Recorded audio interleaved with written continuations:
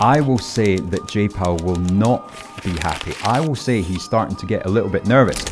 I really think that China is at that stage now. I think China are about to have a lost 20 years. NVIDIA earnings, 28th of August. Do we see the stock go higher the next day or lower?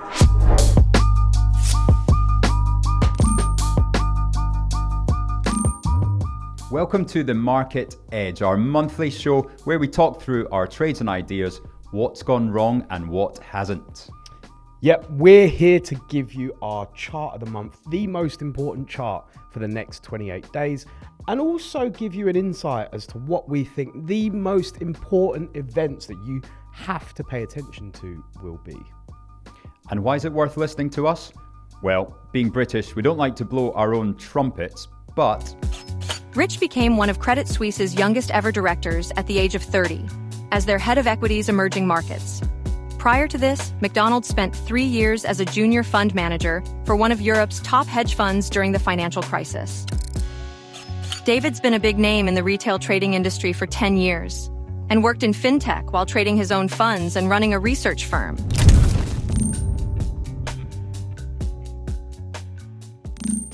Right, David, so we're about to go through our trades and what a volatile month it's been. But first, let's take a look at our meme of the month. So, for those of you that can't see it, we've got the picture, the famous shooting competition from the Olympics where we had our competitor number one in his full outfit with all the technology and the vision glasses. And in stock market terms, that's the trader who has 4 monitors, 6 brokerage accounts, 15 stock forums, trades 40 to 50 times a day, and he's down 60% on the month. And then number 2, we've got Jose Mourinho. He's been dollar cost averaging into Spider, the S&P 500 index, for the past 12 years. He has no idea what's happening in the markets because he hasn't checked his portfolio in a decade, but he's got absolutely no gear. He's come in his own reading glasses. He's not doing the silly backbending special technique, and he's also just got a turkey shirt on. I love it. And did you enjoy the Olympics?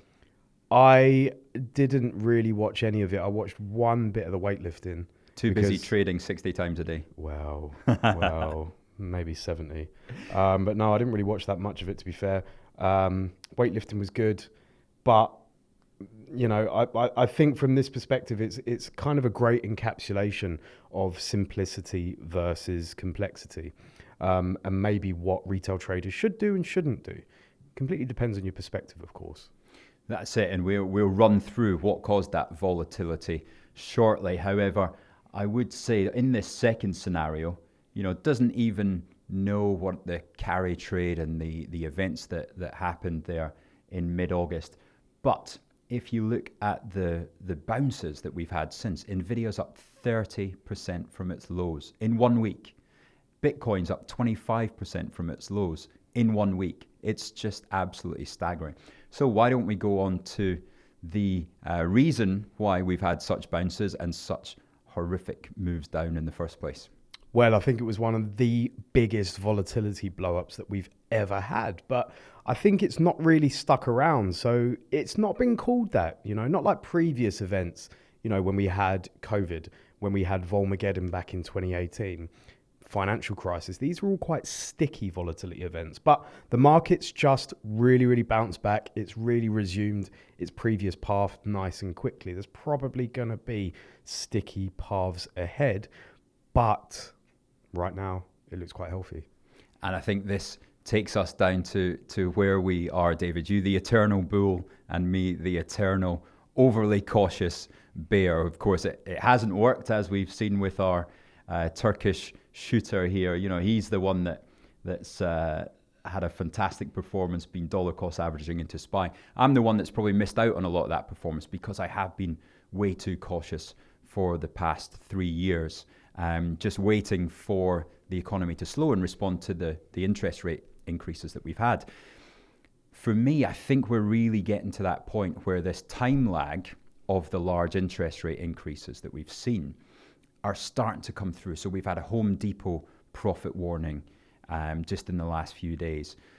We've had Nike, of course. You just see time after time, you've seen evidence of the consumer slowing.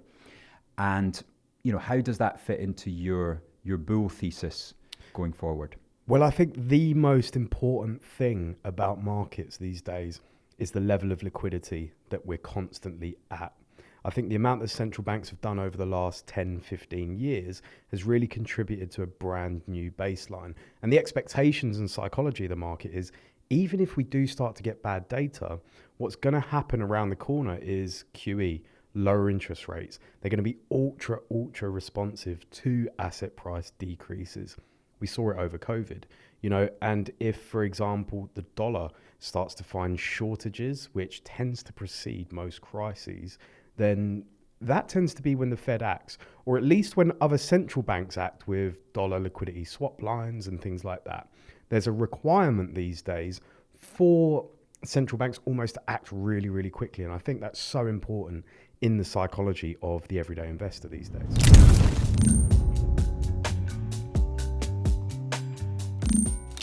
And talking of the dollar, that takes us on very nicely to our trades of the month from last month. Now, it's going to be very hard to beat those because we have both nailed it. Let's be honest. Congratulations. You're long of yen. Yep. So, shorting US dollar yen was absolutely inspirational. That was... I mean, I have to blow my own trumpet on this one, because this was insane. And the funny thing about trading sometimes, when I called that on the previous podcast, we're trading at 161, I think. That's right. Traded all the way down to maybe, was it below my target even? What was the low on dollar yen? Was it 143? Yeah, 143, yeah. So I called 145, I believe, which was a massive jump. And I think the key thing to realize in markets is that sometimes you don't need to get the actual reasoning correct. What you have to realize is the extent to which something has moved past normality, I guess. And dollar yen, had increased to such a level, nearly tickling up at 170 over a relatively short period of time, the last year or two, that it was always due a snapback. The most important thing is thinking of the market like an elastic band. That's always the analogy that I have in my head. Nice. And sometimes it doesn't matter what the asset is. Sometimes you just look at the data and say to yourself, is there sufficient reasoning for a snapback here?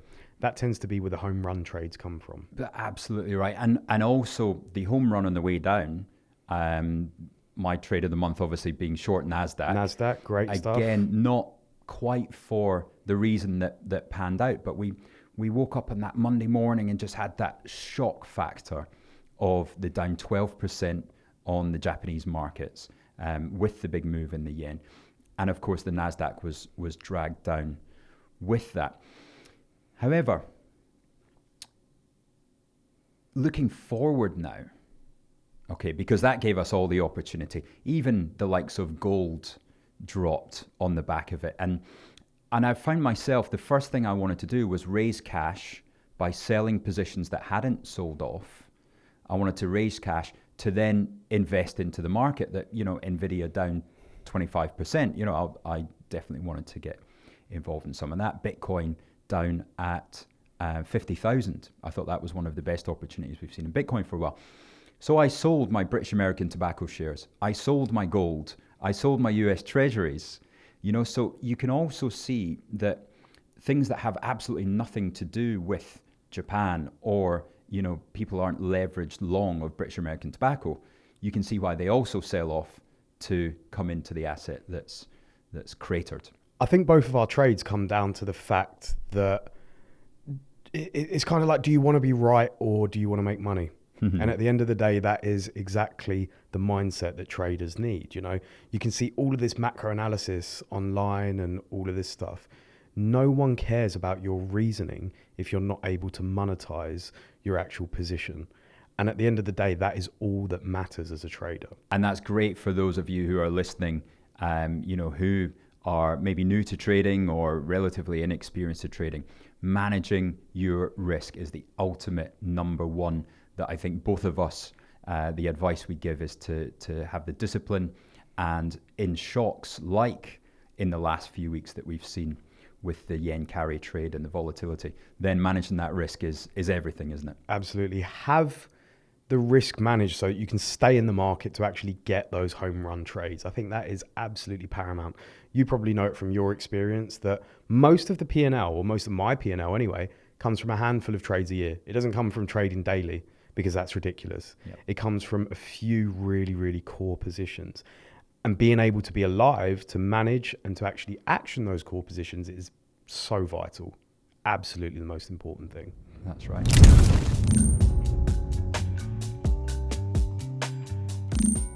Okay, so looking forward, what catalysts do we have in the next month? Now, I think your phrase, being the bull, would be buy your calls, sell your puts. Jay Powell's got us, so fill your boots.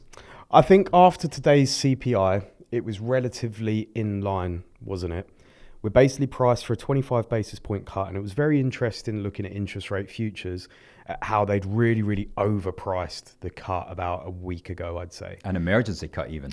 Well, yeah, exactly. It was just ridiculous. And I called it out. I said, this is totally mispriced. There's absolutely no reason for the market. We're talking about secured overnight financing here.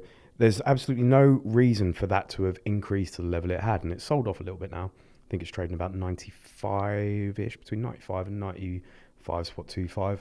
And so I think, that is really, really key, that we've seen a really, really swift move in interest rate futures and then back down.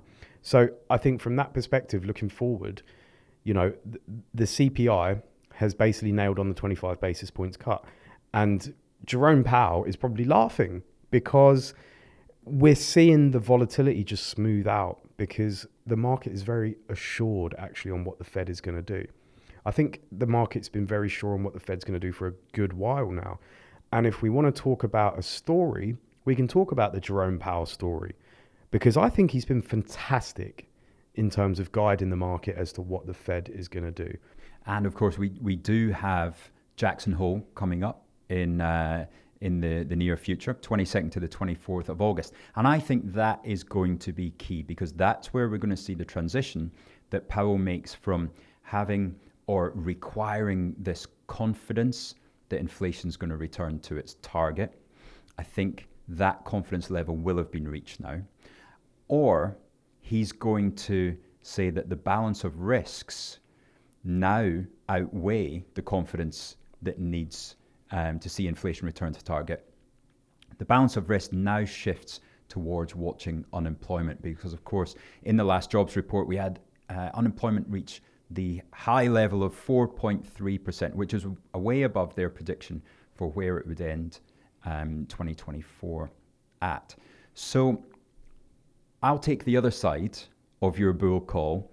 I will say that Jay Powell will not be happy. I will say he's starting to get a little bit nervous. He's only human after all, right? So he has to come out and he has to act confident. I think there will be a bit of him that is worried about the momentum in the jobs market, and it is stalling. The economy is stalling. So I worry that if we get down to 4.5% by the end of the year, that's still actually breaking the economy. And the momentum now is in that unemployment rate. I think that's heading towards 5%. That's where you're really going to start to get bad data come through on bank loans, on credit card defaults. And we're going to start to see consumer spending really not just slow, it's going to start being negative. What we started to see now is that unit numbers are negative. So people aren't buying as much, but because retailers have put prices up so much, the actual revenues are still positive. I think we actually see retail sales drop off into negative. And then that's when margins are hit. And margins getting hit means the S&P 500 comes down. So we'll put our flags in the camp there, bull versus bear. But I absolutely take your point on liquidity, because that has been correct all along.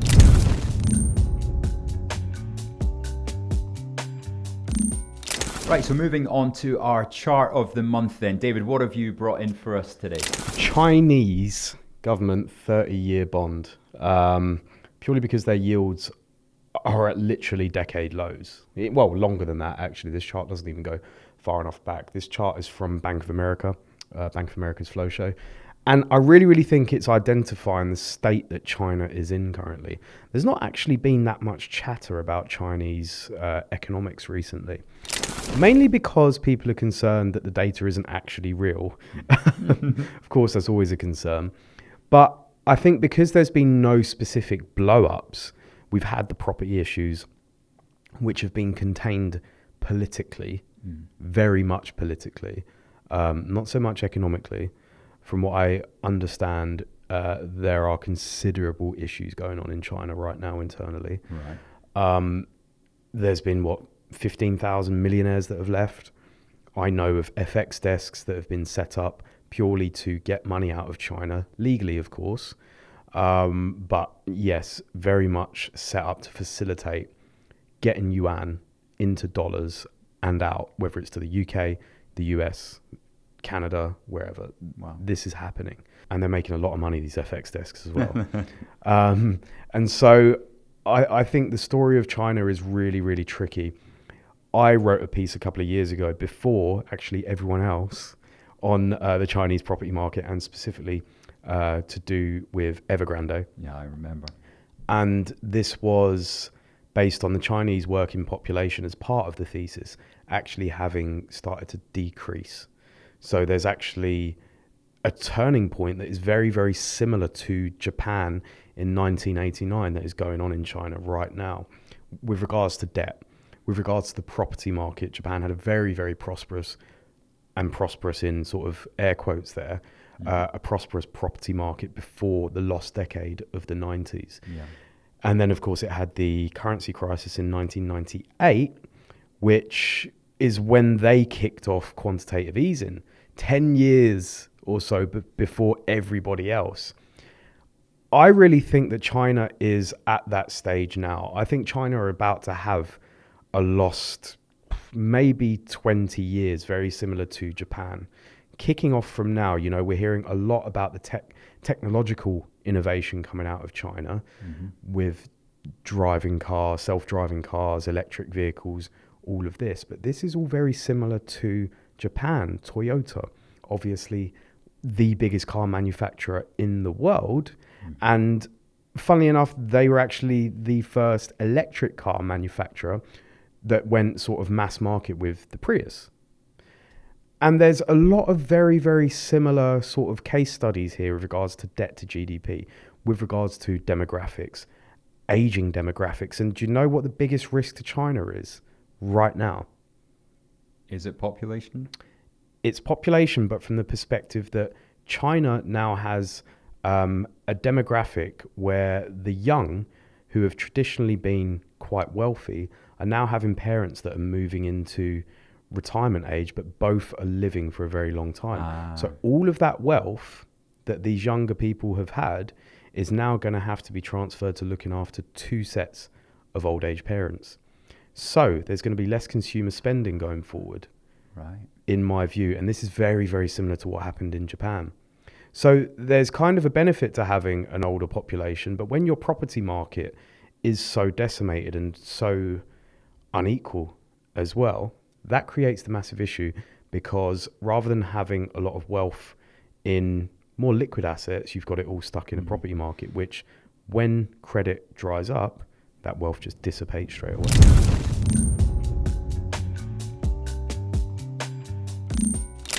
There's one stock that I really like, and that is Prudential. Okay, so London listed company, but operations all around the world. So it's on 0.5 times embedded value, and just look at that channel that we've seen. It dropped from £12 to £6 over the past 2 years. It's just incredible thinking, what global markets have been doing. And that is the performance of the Pru. So numbers on the 28th of August, the same day as NVIDIA. So, be very busy. These will be first thing in the morning, NVIDIA last thing at night. It's going to be a long day, I think, of trading. But I just started picking up some of these this morning. I think it's bounced off that bottom channel. And if we now get a break up and it breaks through the top channel, through the £7, then I think we could start to see some real movement higher. And what could the catalyst be? Well, let's say the money has certainly come out of China-related stocks already. And you can see the performance here. The valuation gives it some backing, but also there's that outside chance of M&A activity. Would somebody like Buffett want to take a stake, right? He loves insurance. This is a bite-size kind of level for him to take a stake. Or even in M&A, would somebody like an HSBC come in, right? So it's got a market cap of £17 billion. And that would be a really interesting addition to their business. So my trade idea of the month is the Pru. Well, mine is very different to yours. It's probably, I would say it's a lot shorter term. So we're probably looking at the next week or two, whereas I think yours, 28th of August is, well, actually, no, it's about 2 weeks away now. I've lost time. Summer does that. But I think over the next week or so, I think Intel has sold off way too much. Ooh, yeah. I think in terms of, if we just think about Intel as a company, they're still a massive chip maker. They've lost, 30% of their value in the last 2 weeks. Wow. Insane. There's no reason for it to have lost 30% of their value in the last 2 weeks. What level have they dropped to now? They've dropped to $20.50, I believe. Wow. And they fell off from, I think it was about $30. Yeah. So if we look at, a return to that level, if we're looking at, if the S&P continues to tick higher, for example, rising tides lift all boats. Mm-hmm. I don't see any reason why it couldn't start touching $28, $29, which is a 50% increase. I know it's quite significant, but that is the levels that we can look at. And yeah. I think as well, if you consider that Intel have looked to cut a hell of a lot of jobs, that should be a support for a share price. Most people would think that's a bad thing. A massive cost cut like that, no, that's fantastic because it makes net income look way, way better. And do you know what? You've just inspired another idea to pop into my mind. Because when you're talking about movement in the jobs market, when you're talking about irrational moves, what about Starbucks stealing away the CEO of Chipotle? Do you know the market cap transition from out of Chipotle and into Starbucks yesterday was over $20 billion. One CEO is worth $20 billion. That is a fantastic stat, to be fair. I think, it's very, very interesting. Do you know whose largest position is Chipotle? I actually don't know. Bill Ackman. Oh, really? That's Pershing's largest position is Chipotle Grill. It doesn't make sense necessarily in my head. As I said, I disregard anything irrational when it doesn't necessarily make sense. I don't care about it. They've had a massive expansion globally over the last, say, 7-8 years specifically. But to me, it's like a Wingstop story. The fast food industry outside of McDonald's doesn't make sense because it's not got the same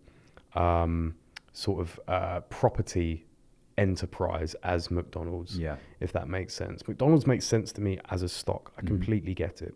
The others not necessarily, purely because of the McDonald's legacy more than anything. Certainly. And I think it's a very, very interesting trade that you mentioned there with regards to Starbucks, because I thought Starbucks was a good buy back in, when did I think it was a good buy? I think it was January or February. Mm-hmm.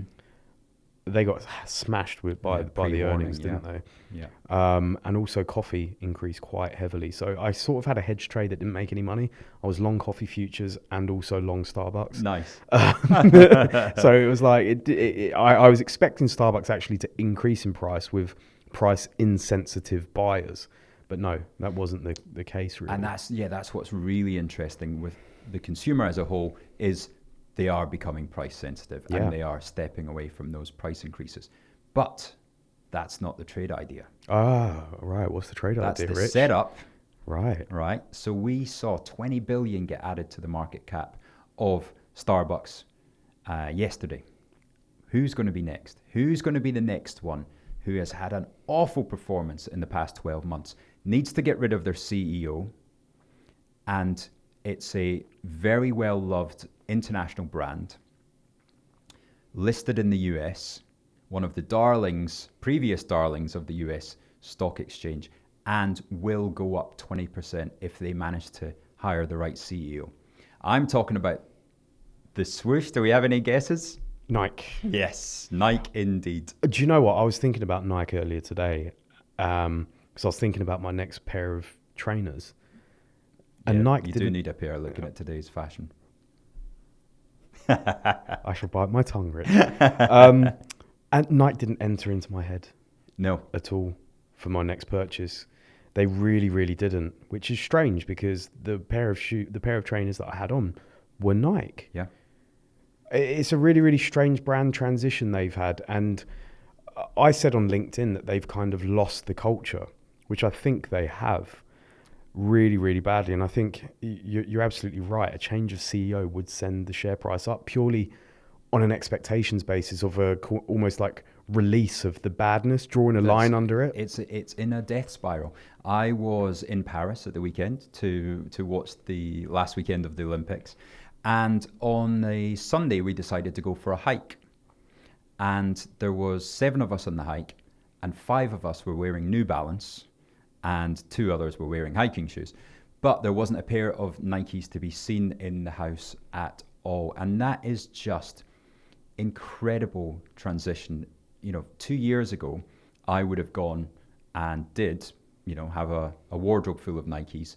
And now slowly I'm going Adidas, New Balance, or some funky Zara Zone because they're so cheap. Yeah, I think it's a very, very strange transition because I don't even see the younger people at my gym, for example, wearing Nike. Right. So before we wrap things up, I've got one last question for you. NVIDIA earnings, 28th of August.